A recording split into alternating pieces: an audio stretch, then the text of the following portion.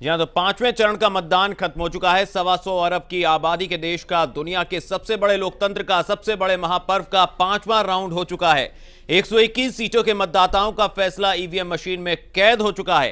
पांचवें चरण के चुनाव में कई दिग्गजों की साख दांव पर लगी हुई है। अब 4 चरण के चुनाव होने बाकी हैं और अब तक देश की 232 सीटों पर उम्मीदवारों की किस्मत का फैसला वोटरों ने कर दिया है। साल 2009 के चुनाव में इन सीटों पर यूपीए को बढ़त हासिल हुई थी। तब 232 सीटों में से यूपीए को 104 और एनडीए को 80 सीटें मिली थी, जबकि 48 सीटें अन्य के खाते में गई थी। कर्नाटक, दिल्ली, हरियाणा और केरल जैसे राज्यों में उम्मीदवारों की किस्मत का फैसला हो चुका है। यूपी की 80 में से 21 सीटों पर तो बिहार की 40 में से 13 सीटों पर वोट डाले जा चुके हैं। और इस खास चर्चा में मेरे साथ मौजूद हैं 3 खास मेहमान। राजनीतिक विश्लेषक डॉक्टर कुमार रामकृष्णन हमारे साथ मौजूद है स्टूडियो में। डॉक्टर आशीष सरकार मौजूद हैं। मुंबई से हमारे साथ जुड़ रहे हैं कांग्रेस नेता निजामुद्दीन राइन। तो आप सभी मेहमानों का बहुत बहुत स्वागत है। तो चर्चा की शुरुआत कर लेते हैं स्टूडियो से। डॉक्टर कुमार, क्या कहेंगे, जिस तरह के आंकड़े, जिस तरह के ट्रेंड्स मिल रहे हैं, वोटिंग के आज 5वें चरण के मतदान हो चुके हैं और जो वोटिंग परसेंटेज था सारे रिकॉर्ड तोड़ते हुए नजर आ रहा है। क्या संकेत, क्या माने, किसके लिए यहां पर खतरे की घंटी, किसके लिए चिंता की बात है यहां पर? नहीं, अभी आपका एग्जैक्ट आंकड़ा आया नहीं है। बेसिकली जब इलेक्शन कमीशन का थोड़ी देर में आपके पास एग्जैक्ट आंकड़ा आ जाएगा तो और भी क्लियर हो जाएगा जी।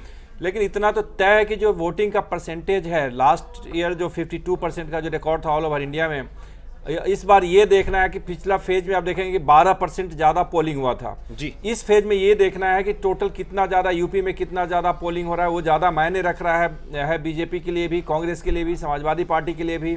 मध्य प्रदेश में कितना हो रहा है, राजस्थान में कितना हो रहा है।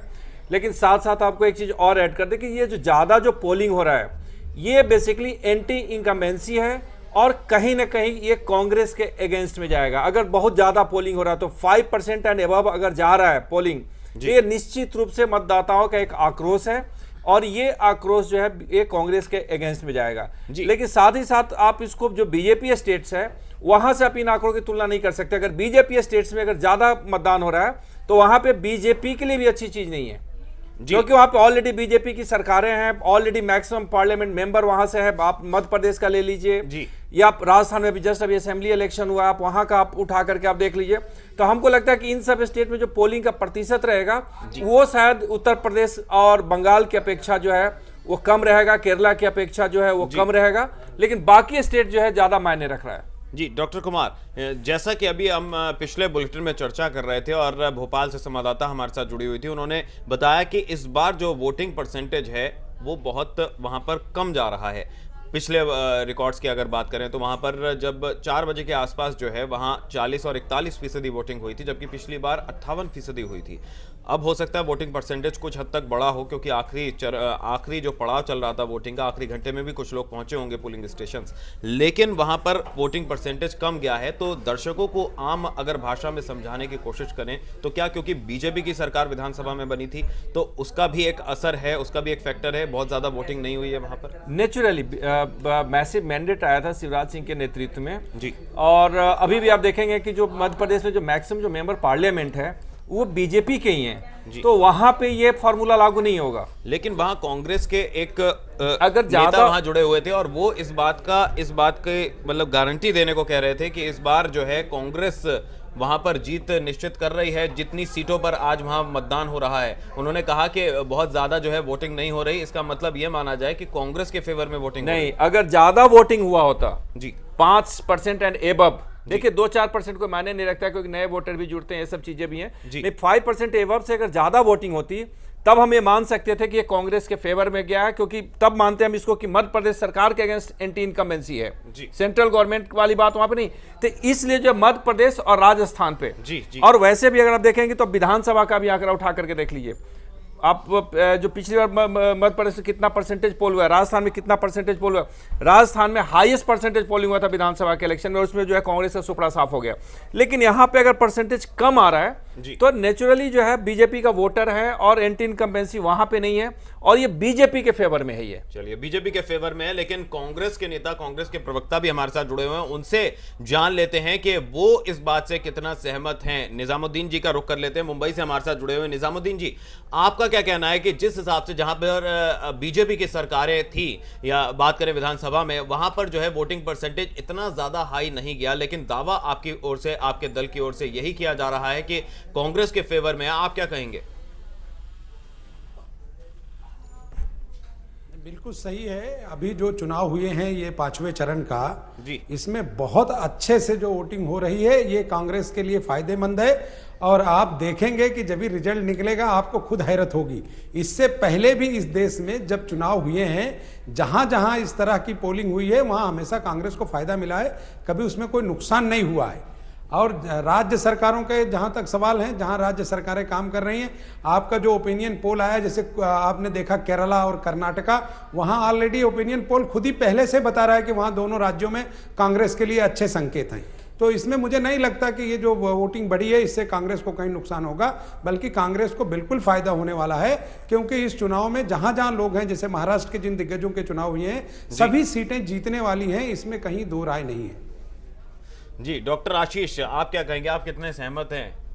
देखिए, अगर फ्लक्चुएशन ऑफ वोट्स जी प्लस या -5% जाता है तो ये एंटी इनकम्बेंसी का है। अगर वो मान लीजिए मध्य प्रदेश के अंदर या राजस्थान के अंदर 5% से ज़्यादा बढ़ता है वोट, वो या 5% से कम रह जाता है वोट, दोनों ही मामलों में ये माना जाएगा कि नाराज लोगों की तादाद या इतनी बढ़ गई है कि वो 5% से ज़्यादा गई है, और 5% से कम गई है पिछले विधानसभा चुनाव जो अभी हाल ही में हुए हैं। इसका अर्थ ये है कि वहाँ पर सरकार में बैठाने वाले वोटरों की संख्या कम हो गई है। तो दोनों ही, इसी तरह से उड़ीसा का अगर लें, उड़ीसा में जो आंकड़े आ रहे हैं वो 5% से ज़्यादा के आंकड़े आ रहे हैं। तो ये नवीन पटनायक के लिए एक खतरे की घंटी है और भारतीय जनता पार्टी इसके लिए फायदेमंद सिद्ध हो सकता है।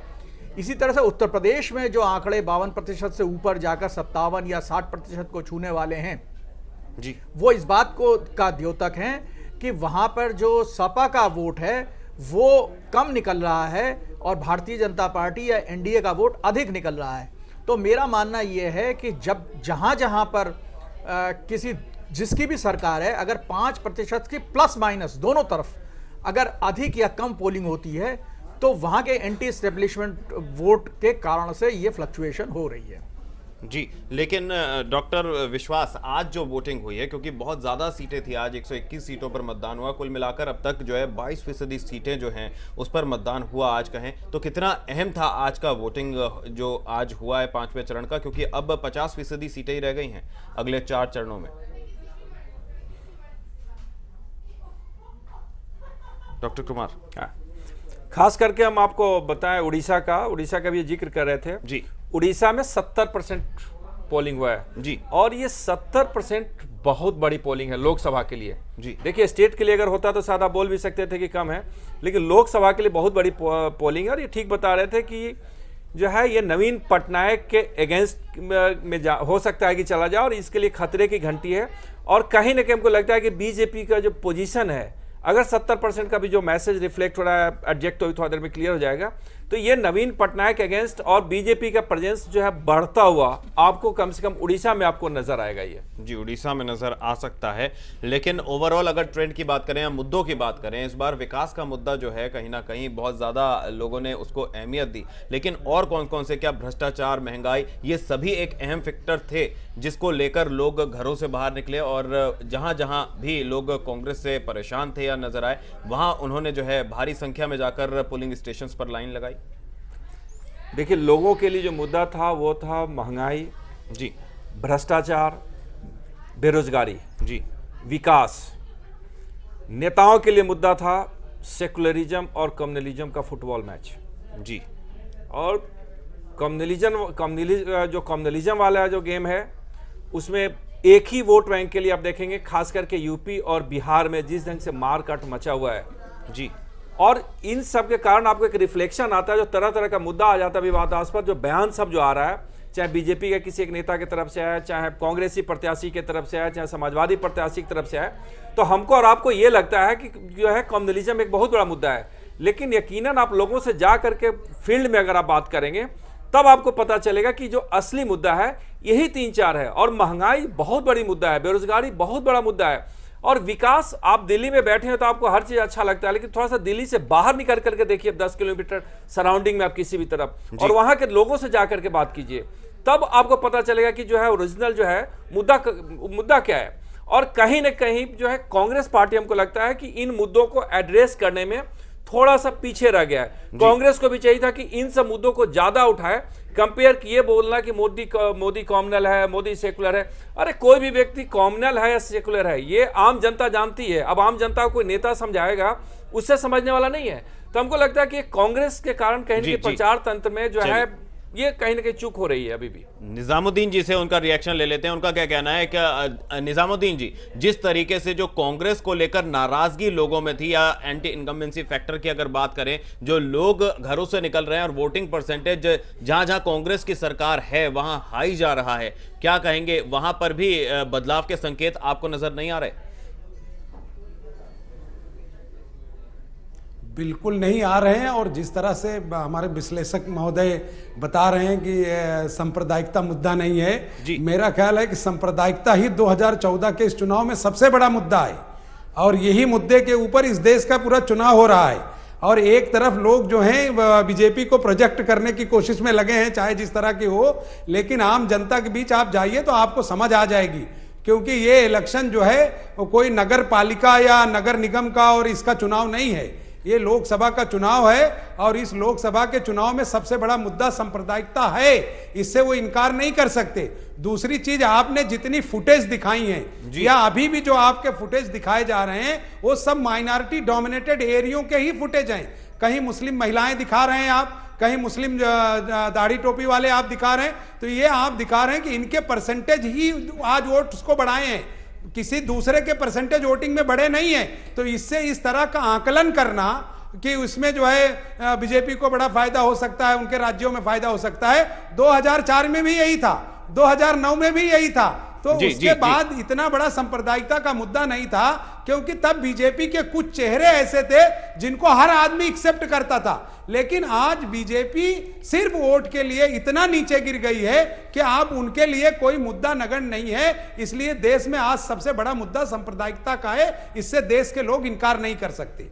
चलिए, जो कुछ भी कहा यहां पर, इस पर रिएक्शन लेंगे। डॉक्टर कुमार हमारे से कुछ कहना चाह रहे हैं, लेकिन फिलहाल एक ब्रेक का वक्त तो चला है। ब्रेक के बाद भी इस चर्चा को जारी रखेंगे, और भी बहुत सारे मुद्दे हैं जिन पर चर्चा होनी है। आज 5वें चरण के जो चुनाव हैं वो संपन्न हुए हैं, और 121 सीटों पर 12 राज्यों के चुनाव हुए हैं। तो आंकड़े भी बताएंगे कि किस किस सीट पर कितने फीसदी जो है वोटिंग हुई है। लेकिन फिलहाल रुक रहे हैं बहुत ही छोटे से ब्रेक के लिए। आप देखते रहिए जनता मांगे जवाब।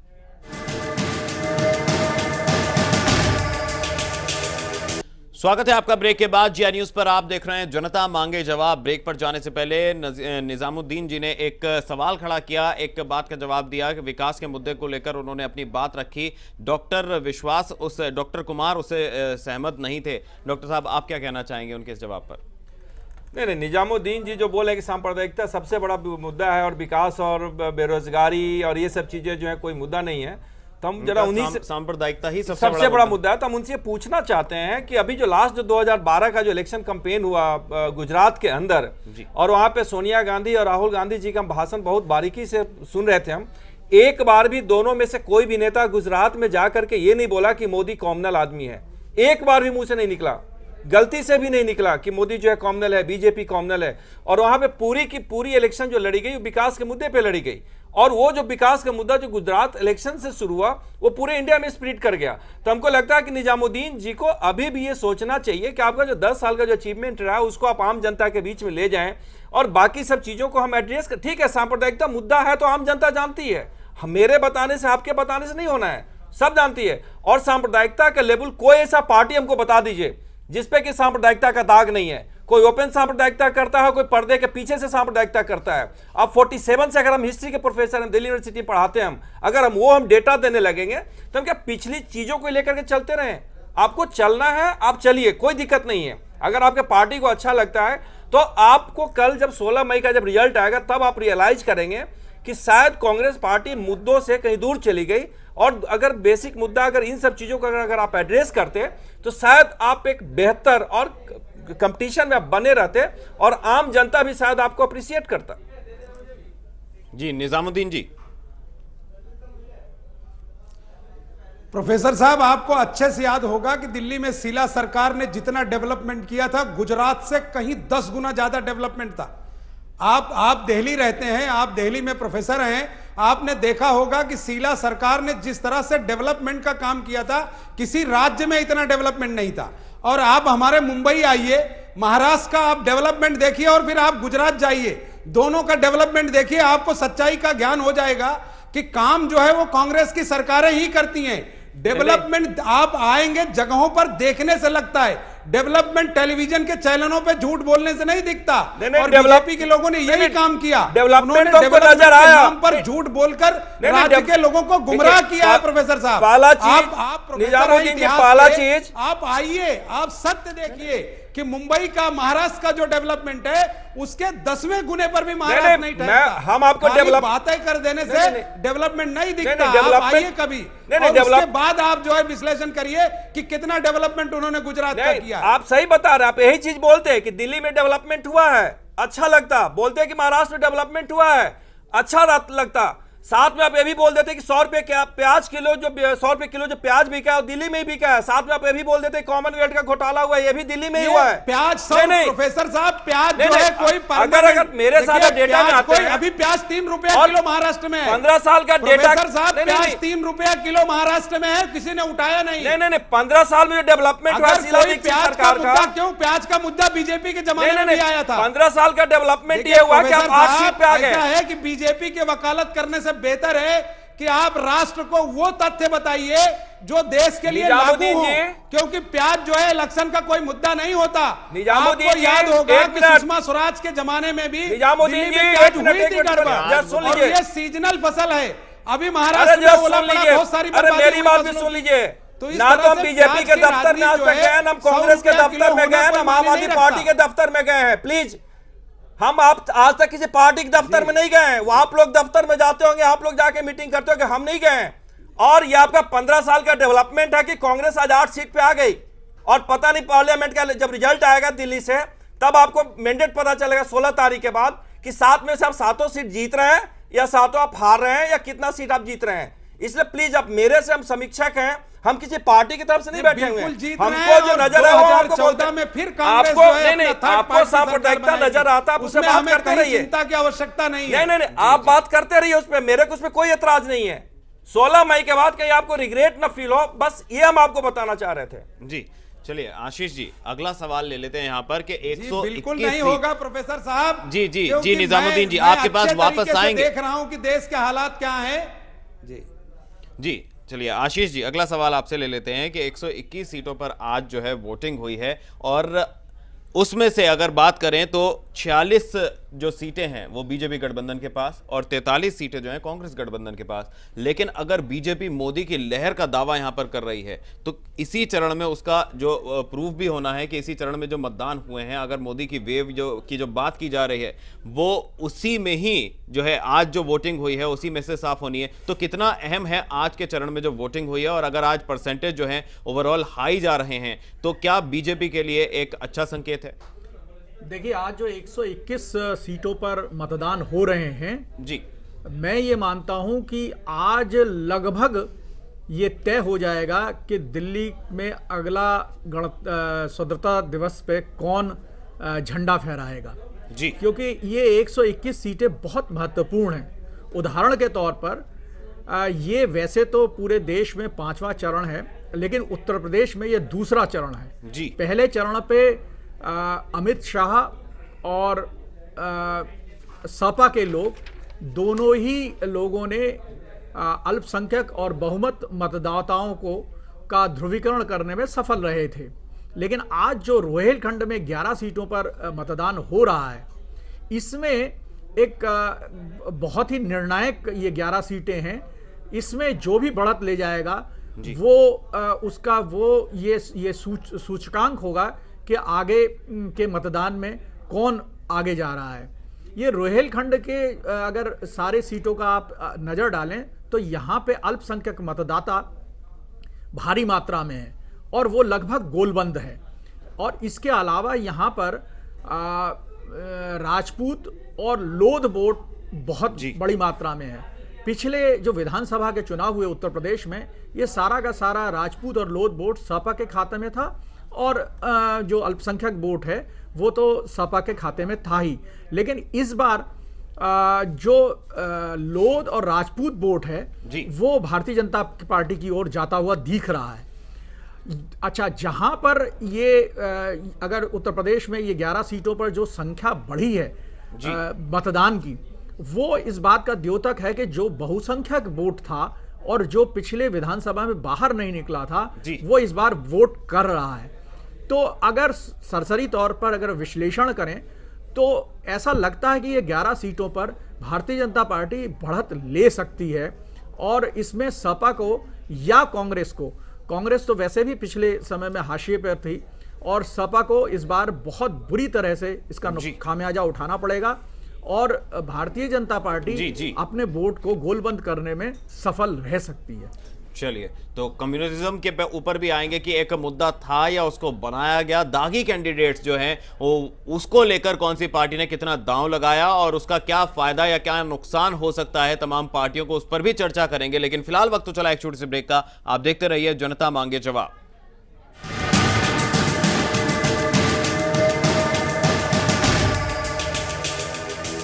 स्वागत है आपका ब्रेक के बाद। जिया न्यूज पर आप देख रहे हैं जनता मांगे जवाब। ब्रेक पर जाने से पहले आज हुई वोटिंग को लेकर तमाम मुद्दों की बात हुई। एक बार फिर से चर्चा को आगे बढ़ाते हैं। बात करेंगे दक्षिण की, बात करेंगे दागी कैंडिडेट्स की, लेकिन पहले रुक कर लेते हैं सीधा मुंबई का। मुंबई स्टूडियो में हमारे साथ मौजूद हैं कांग्रेस के नेता निजामुद्दीन जी। निजामुद्दीन जी, जैसा कि आपने अगर मुद्दों की बात की, लेकिन मुद्दों से अगर आगे बढ़े तो आपका क्या अनुमान है, कितनी उम्मीद है? इस बार महाराष्ट्र में आज 19 सीटों पर वोटिंग हुई है। अभी महाराष्ट्र में जो 19 सीटों पर चुनाव हुए जी, इनमें आप देखिएगा कि जितने लोगों का आज चुनाव था उसमें सभी चुनकर आने वाले हैं, चाहे वो अशोक चौहान जी हो, चाहे हमारा कदम जो अभी हमारे पुणे से लड़ रहा है वो हो, चाहे सुशील कुमार शिंदे जी हो, ये सारे के सारे लोग दोबारा चुनकर आने वाले हैं। मैं महाराष्ट्र के सभी जगहों पर व्यक्तिगत तौर पर गया हूं। ये सब बड़े नाम है महाराष्ट्र के, और इनका काम है महाराष्ट्र में। यहां बीजेपी सेना का कुछ भी नहीं है, यहां दोगली राजनीति कर रहे हैं। एक तरफ तो मनसे को बीजेपी के साथ दिखाते हैं, दूसरी तरफ वो फिर सेना के साथ जाते हैं, आपस में ही वो लड़ रहे हैं। हमारे यहां महाराष्ट्र में विपक्ष का जो नेता है वो भी मानता है कि महाराष्ट्र के राज्य का मुख्यमंत्री जो है वो बहुत ही ऑनेस्ट और ईमानदार आदमी है। बेपनाह उन्होंने यहां डेवलप किया है, बेपनाह काम किया है, और उन्होंने भी, हमने जो पहला अपना मुद्दा रखा था कि सांप्रदायिकता का बड़ा विषय महाराष्ट्र में भी है, क्योंकि सांप्रदायिक शक्तियां यहां लोगों को तोड़ने का काम करती हैं। यहां यूपी का आदमी नहीं चाहिए, बिहार का आदमी नहीं चाहिए, लेकिन कांग्रेस एक ऐसा दल है जो महाराष्ट्र में सबको साथ लेकर चलती है, लोगों को जोड़ती है। दूसरे अभी हमारे दूसरे विश्लेषक बात कर रहे थे, वो बता रहे थे कि जहां जहां लोगों के वोट्स बढ़े हैं वहां बढ़ेंगे। तो इस बार का जो विश्लेषण उनका आया है, जिन जिन राज्यों में 121 सीटों पर चुनाव हुए हैं, अगर उनकी बात माने तो कांग्रेस बढ़ रही है, क्योंकि केरला में हम इनका पूरा सफाया करेंगे, पूरे तौर पर हम आने वाले हैं। कर्नाटका में हम पूरे तौर पर आने वाले हैं। हम महाराष्ट्र की 19 सीटों में तकरीबन हम जीतने वाले हैं। तो अगर उत्तर प्रदेश की 12 सीटों पर उनका विश्लेषण है, तो उनकी जानकारी के लिए बताता हूं कि जो उत्तर प्रदेश में वोटों का ध्रुवीकरण हुआ है, उसमें माइनॉरिटी के सारे वोट कांग्रेस के साथ गए हैं। अगर उन्होंने बसपा छोड़ा है तो माइनॉरिटी का 1% वोट भी बीजेपी के साथ नहीं गया है। अगर उन्हें जानकारी है तो उत्तर प्रदेश में जाकर वो देख सकते हैं। तो पूरे देश में जो ध्रुवीकरण हो रहा है, पहले माइनॉरिटी के लोग वोट करने नहीं जाते थे। आप देखिए कि 5 चरण के चुनावों में माइनॉरिटी डोमिनेटेड एरियो में 80% से ज्यादा वोट मुसलमानों ने पोल किया है, सिर्फ इसी बात को लेकर जो मैंने पहला विषय आपके सामने रखा था। इसलिए हम बिल्कुल आश्वस्त हैं कि 112 में जो चुनाव हो रहा है 112 सीटों का, उसमें कांग्रेस 2/3। आप देखिए पूरा केरला साफ करके हम आएंगे, कर्नाटका पूरा लेके आएंगे, महाराष्ट्र की 19 सीटों में से ज्यादा हम सीटें लेके आ रहे हैं, इसमें कोई दो राय नहीं है। आप खुद विश्लेषण कर लीजिए और उन क्षेत्रों का जाकर आप जायजा लीजिए और उन्हें बताइए। चलिए, निजामुद्दीन जी ने एक बड़ा दावा किया है यहाँ पर। आप दोनों से ही सवाल लूंगा। आशीष जी, आपसे पहले सवाल ले लेते हैं कि जो दावा है यहाँ पर, और कम्युनलिज्म के मुद्दे पर ही कह रहे हैं कि माइनॉरिटीज़ के जो ज़्यादा से ज़्यादा वोट हैं अब कांग्रेस के साथ जुड़ेंगे, आप कितने सहमत हैं?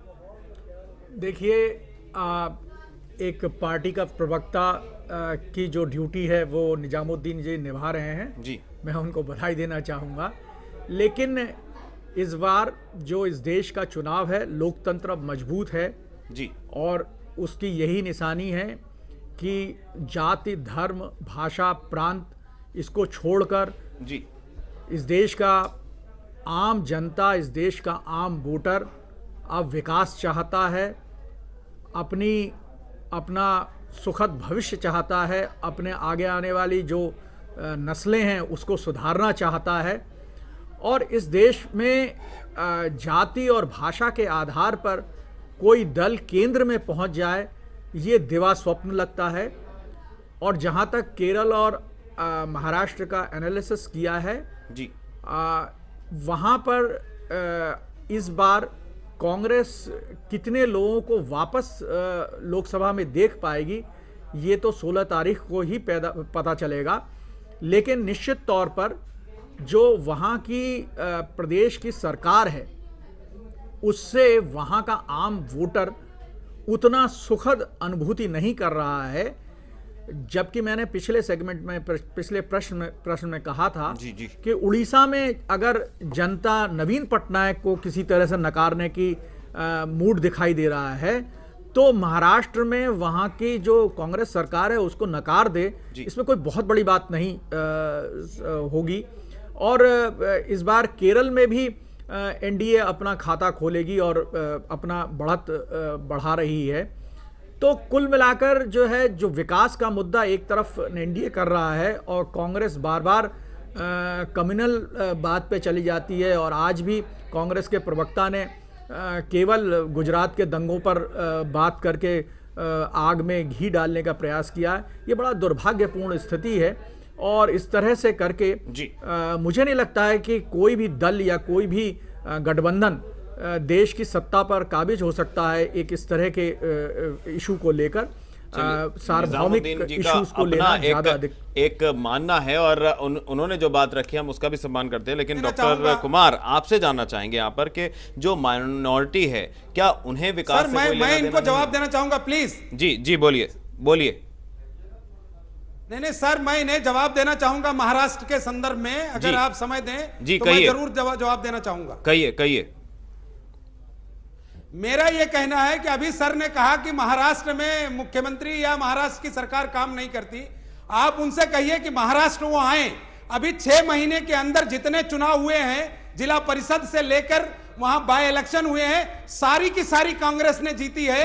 अगर उनको महाराष्ट्र की जानकारी नहीं है तो मैं उन्हें बुलाता हूं, महाराष्ट्र आए और महाराष्ट्र के ग्रामीण भाग में चले मेरे साथ और वो देखें कि महाराष्ट्र का डेवलपमेंट क्या है। और जो चुनाव की प्रक्रिया है वो बार बार मुझे ये अटैक करके बताने की कोशिश कर रहे हैं कि मैं सिर्फ सांप्रदायिकता का विषय रख रहा हूं। वो महाराष्ट्र आए। अभी महाराष्ट्र में जितने चुनाव हुए हैं नए मुख्यमंत्री आने के बाद से, पिछले 8 महीनों में एक भी जगह बीजेपी सेना का कोई कैंडिडेट टिका नहीं है, क्योंकि वो काम कभी करता ही नहीं था। और अगर जिन मुद्दों पर हमारे मित्र कह रहे हैं कि सांप्रदायिकता का विषय है, उन्हें जाकर पिछली सरकारों का रिकॉर्ड भी देखना चाहिए कि कांग्रेस से अच्छा किसी ने काम नहीं किया है। वो मुझ पर आरोप लगा रहे हैं कि मैं सांप्रदायिकता की बात कर रहा हूं। कांग्रेस ने कभी सांप्रदायिकता को बढ़ावा नहीं दिया। आज जिस नरेंद्र मोदी को लेकर चर्चा है, उन्होंने पूरे अपने राजनीतिक जीवन में 8 करोड़ गुजरातियों की बात करते रहे।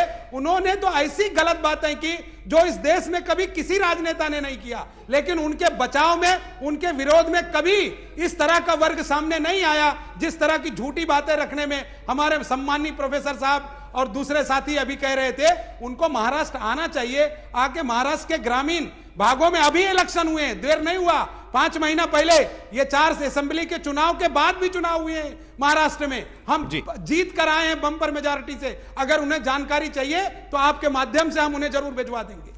जी डॉक्टर कुमार, जिस तरह के दावे महाराष्ट्र में विकास को लेकर किए जा रहे हैं, इसी तरह के दावे गुजरात के विकास मॉडल को लेकर भी किए जाते हैं। लेकिन जिस तरह यहाँ पर अगर बात करें, जो दावे निजामुद्दीन जी रख रहे हैं, कितना दम लगता है और क्या अगर माइनॉरिटीज़ की बात करें, जैसा कि वो दावा कर रहे हैं कि बीएसपी और इन सब तमाम जो पार्टियां हैं उसको छोड़कर अब कांग्रेस के फेवर में जो है वोट जाएगा, क्या लगता है क्या उनको विकास का मुद्दा जो है वो नहीं खींचेगा?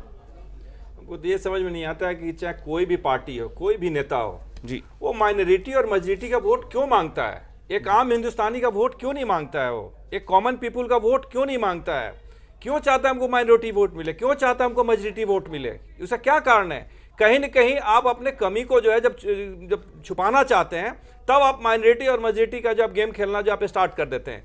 आज तक 60-65 साल में आप हिंदुस्तान का दुर्भाग्य है ये कि particular caste, particular community, particular religion, जी, इन सब के भावनाओं को भड़का करके कोशिश की गई कि हमेशा उनका वोट जो हम लेते रहें।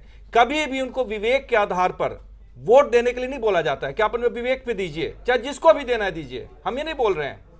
एक मुस्लिम है तो क्यों नहीं बीजेपी को वोट दे सकता है? एक हिंदू है तो क्यों नहीं कांग्रेस को वोट दे सकता है? क्या उसका आप जाइए वोट, आप काम कीजिए, परफॉर्म कीजिए, अपने काम के बारे में लोगों को बताइए कि क्या माइनॉरिटी मेजॉरिटी इलेक्शन तक है। इलेक्शन कल खत्म हो जाएगा, ना तो कल कोई माइनॉरिटी को पूछने वाला है, ना तो कोई एक मेजॉरिटी को पूछने वाला है।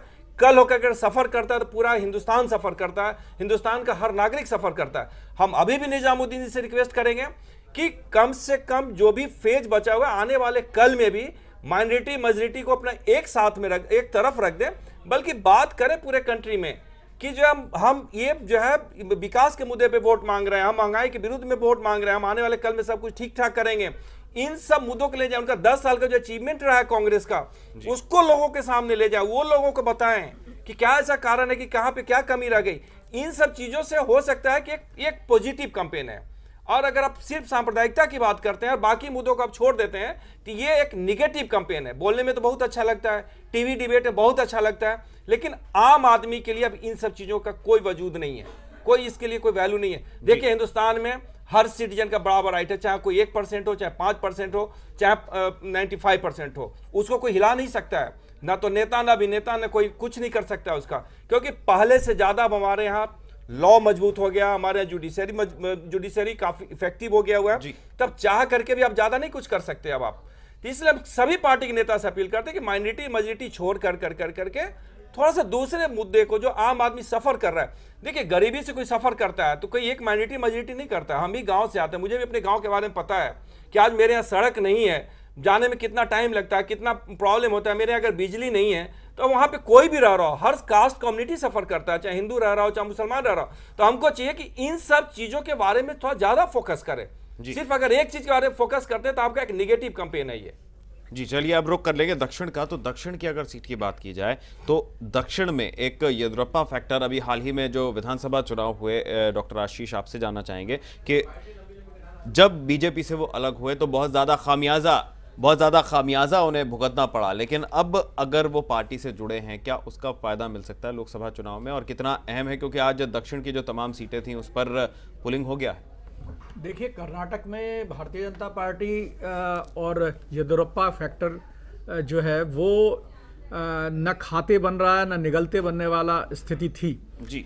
येदियुरप्पा को हटाकर भारतीय जनता पार्टी ने ये सिद्ध करने का प्रयास किया कि वो बिल्कुल पाक साफ है और किसी भी प्रकार के आरोप या दागी या भ्रष्टाचार पर के छींटे जिसकी कमीज पे पड़ गए हैं उसको वो बर्दाश्त नहीं करेगी। लेकिन पिछले चुनाव में भारतीय जनता पार्टी इसका खामियाजा बुरी तरह से उठा चुकी है। स्वयं येदियुरप्पा भी कुछ नहीं कर पाए और उनकी जो राजनीतिक हाशिए पे भी येदियुरप्पा नहीं रहे। अंततः भारतीय जनता पार्टी और येदियुरप्पा को हाथ मिलाना पड़ा और येदियुरप्पा के साथ में मिलकर ही चुनाव लड़ना पड़ा। मुझे ये लगता है कि जो येदियुरप्पा के टूटने और जुड़ने की प्रक्रिया में जो भारतीय जनता पार्टी और येदियुरप्पा दोनों को ही इसका जो नुकसान हुआ है उसकी भरपाई तो हो जाएगी, लेकिन पूरी तरह से भारतीय जनता पार्टी इस भरपाई को कर नहीं पाएगी। और कहीं ना कहीं इस बात की टीस चुनाव के परिणामों में परिलक्षित होगी कर्नाटक में कि येदियुरप्पा को पिछला जो निकाला गया और उनके साथ में जिस प्रकार से लोग जुड़े और चुनाव में जो भारतीय जनता पार्टी और येदियुरप्पा को नुकसान उठाना पड़ा, वो उसका जो नुकसान है वो उसके नुकसान की कहीं ना कहीं गुंजाइश अभी भी दिखाई देती है। चलिए, महाराष्ट्र और दक्षिण की बात करें, कर्नाटक की बात करें तो उसमें क्या नफा नुकसान हो सकता है उस पर चर्चा की। लेकिन अब वक्त हो चला एक और छोटे से ब्रेक के उस पार बात करेंगे दागी कैंडिडेट्स को लेकर पार्टियों में क्या कुछ फायदा या नुकसान हो सकता है, उस पर भी चर्चा करेंगे। फिलहाल वक्त तो चला एक बहुत ही छोटे से ब्रेक का। आप देखते रहिए जनता मांगे जवाब।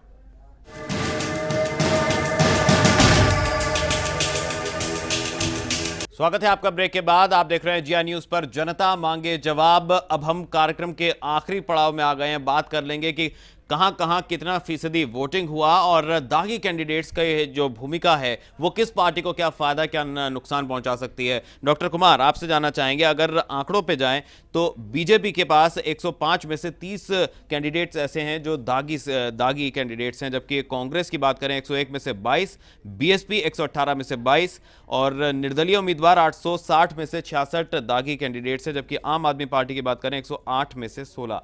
क्या दागी उम्मीदवार जो हैं, अगर दोबारा टिकट दिया गया है, जबकि इस तरह की बदलाव की बात की जा रही थी कि साफ सुथरी छवि वाले कैंडिडेट्स को टिकट दिया जाएगा, उससे क्या नुकसान या फायदा हो सकता है? क्योंकि अमूमन जीतते आए हैं ये कैंडिडेट्स, इसीलिए दांव खेला गया।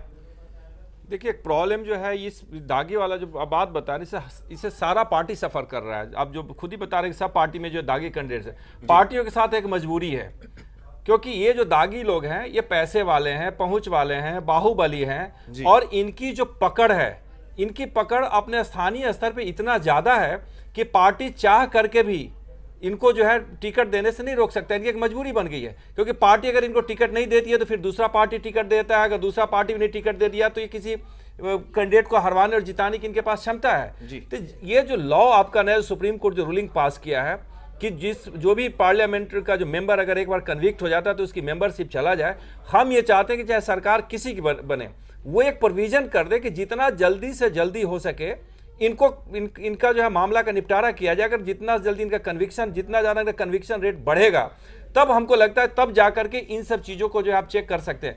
अदरवाइज ये सारी पार्टियां के साथ, जितनी भी सारी पार्टी है, सबके लिए एक मजबूरी है, सबके लिए एक लायबिलिटी, और पार्टी चाह करके भी इतना आसानी से जो इसमें कुछ कर नहीं सकती है।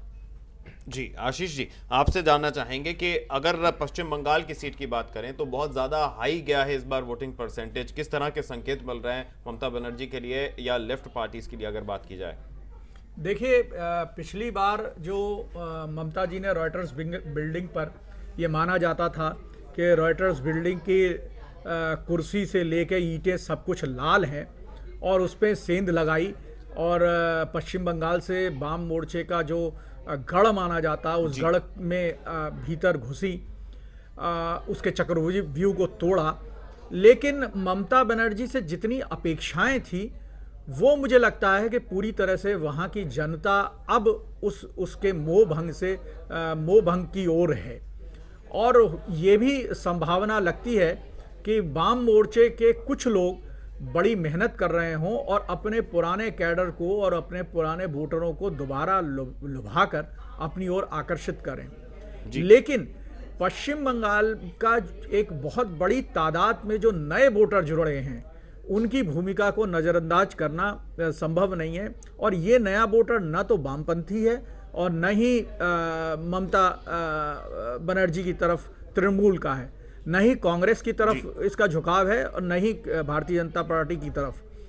ये किधर की तरफ रुख करता है, ये एक बहुत महत्वपूर्ण विषय रहेगा जी, और इनका ही वोट निर्णायक होगा। चलिए, सम अप करने से पहले एक आखिरी वर्डिक्ट यूपी और बिहार की सियासत को लेकर भी कर ले कि वहां पर भी वोटिंग परसेंटेज हाई गया और तमाम पार्टियां जो जीत के दम भर रही हैं। लेकिन आज जो बिहार की बात करें, मीसा भारती के ऊपर एक मामला दर्ज हुआ। वहीं अगर यूपी की सियासत की बात करें तो मुलायम सिंह यादव जो हैं वो भी दावा करते रहे हैं, लेकिन इस बार जो मुद्दे हैं और जो बातें निकलकर सामने आ रही है, क्या लगता है कि पार्टियों, कौन सी पार्टी को ज्यादा जो यहाँ पर तरजीह मिल सकती है? डॉक्टर कुमार। नहीं, यूपी में बता दें कि यूपी में बेसिकली लॉ एंड ऑर्डर एक बहुत बड़ा समस्या बना हुआ है। और जो अखिलेश सिंह का जो सरकार है पिछला 1-2 साल में आप देखेंगे तो उनका परफॉर्मेंस बहुत ही जीरो के बराबर रहा है। और मुजफ्फरनगर का जो दंगा हुआ है उसके बाद चाहे हिंदू है और मुसलमान दोनों नाराज है अखिलेश सिंह गवर्नमेंट से, क्योंकि आज हजारों परिवार आकर के तंबू में रहने के लिए मजबूर हो गया, फिर तंबू से उनको गांव में जाने में उनको प्रॉब्लम हो रहा है। और अखिलेश गवर्नमेंट जो है कहीं ना कहीं जो प्रोटेक्ट करने में जो है वो असफल रही है। लेकिन अब तब रह गया कि ये मुस्लिम वोट किस तरफ जाएगा। हमको ये देखना पड़ेगा कि मुस्लिम टैक्टिकल वोटिंग करते हैं, क्योंकि इतना तो तय है कि मेजॉरिटी ऑफ मुस्लिम वोट जो है वो बीजेपी के अगेंस्ट वोट करने जा रहे हैं। लेकिन दूसरे तरफ आप ये देखेंगे कि मुस्लिम वोट बटेगा क्या, बीएसपी में भी जाएगा, कांग्रेस में भी जाएगा, समाजवादी पार्टी में भी जाएगा क्या। तो हमको ये देखना, हमको ये लग रहा है कि कंस्टिट्यूएंसी वाइज जिस कंस्टिट्यूएंसी में बीजेपी के अगेंस्ट में जो इन तीनों में से कोई मजबूत कैंडिडेट होगा, तो हमको लगता है कि मुस्लिम वोटर जनरली उस तरफ ज्यादा आकर्षित होने वाले कंपेयर की बीजेपी, और इनका टैक्टिकल वोटिंग होने वाला है। चलिए एक फाइनली यहाँ पर आम आदमी पार्टी ने जिस तरह दिल्ली में मौजूदगी दर्ज कराई, क्या उनकी कुछ मौजूदगी इस बार लोकसभा में भी दर्ज होने की उम्मीद है? आप दोनों से ही एक छोटा वर्डिक्ट लेकर। ये आम आदमी का जो वोटर है जी, वो समझ लीजिए एक तरह से नोटा का बटन है।